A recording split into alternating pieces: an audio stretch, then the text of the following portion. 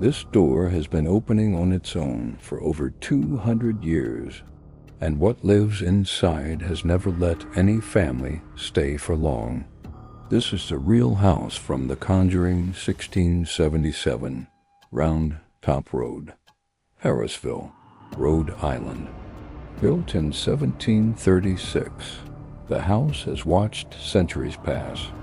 At least 8 generations have lived under this roof, and many of them are buried on the property.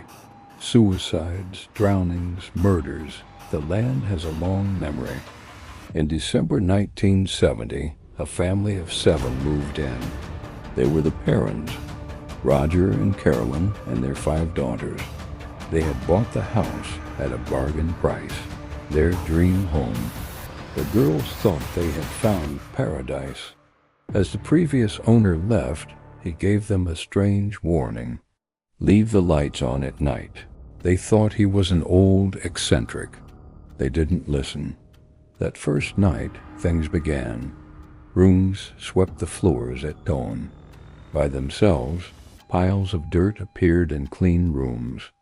Always in the same spot. Smells came next, sweet perfume, then rotting flesh. April started talking to invisible friends. She named one Oliver. Tiny handprints appeared on her bedroom walls. The middle daughter, Cindy, woke up to her bed shaking violently. The oldest daughter, Andrea, saw the first apparition. A woman in colonial clothing standing at the foot of her bed. The woman's head tilted to the side.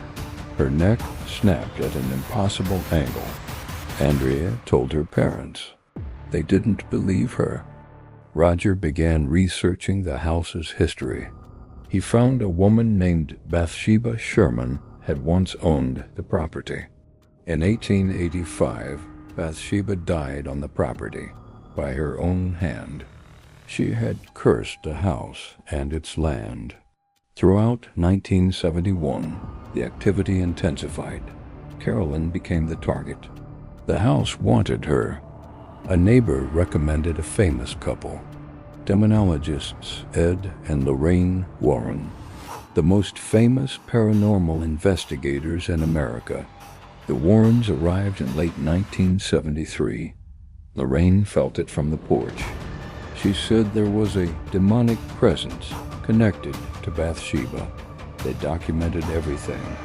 Photographs captured what the human eye could not. One clearly showed Bathsheba in an upstairs window. The Warrens performed a seance. Carolyn was lifted from her chair. She spoke in an ancient language no one knew. Roger stopped the seance. He saved her, but the family was on its own. It continued for years. In 1980, the Perrons finally fled. They never returned, but Carolyn never fully recovered until her death in 2017. In 2013, The Conjuring was released.